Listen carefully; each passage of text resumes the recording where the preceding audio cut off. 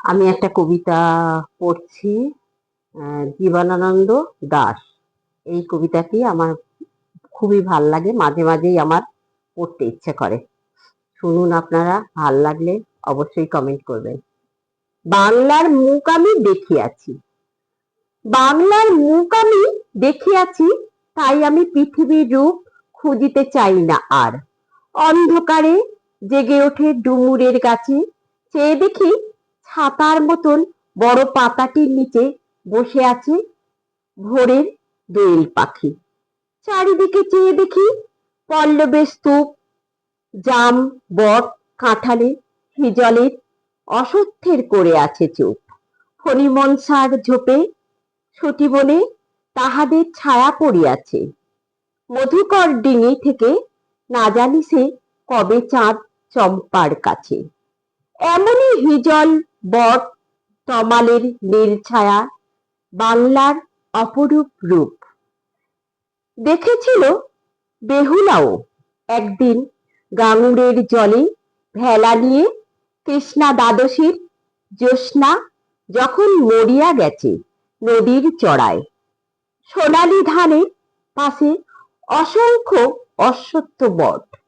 দেখেছিল হায় শ্যামার নরম গান, শুনেছিল একদিন অমরায় গিয়ে ছিন্ন খঞ্জনার মতো যখন সে নেচেছিল ইন্দ্রের সভায়।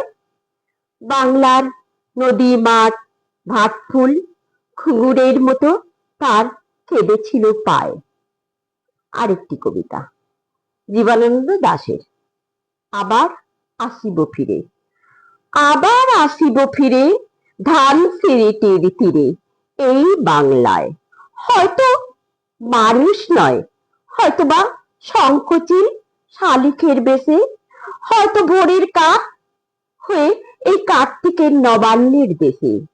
কুয়াশার বুকে ভেসে একদিন আসিব এ কাঁঠাল ছায়ায়। হয়তোবা হাঁস হব, কিশোরীর ঘুঙুরে রহিবে লাল পায়। সারা দিন কেটে যাবে কলমির গন্ধ ভরা জলে ভেসে ভেসে। আবার আসিব আমি বাংলার নদী, মাঠ, ক্ষেত ভালোবেসে। জলাঙ্গির ঢেউয়ে ভেজা বাংলার এ সবুজ করুণ ডাঙায়। হয়তো দেখিবে চেয়ে সুদর্শন উড়িতেছে সন্ধ্যার বাতাসে। হয়তো শুনিবে এক লক্ষ্মী পেঁচা ডাকিতেছে শিমুলের ডালে। হয়তো খয়ের ধান ছড়াতেছে শিশু এক উঠানের ঘাসে।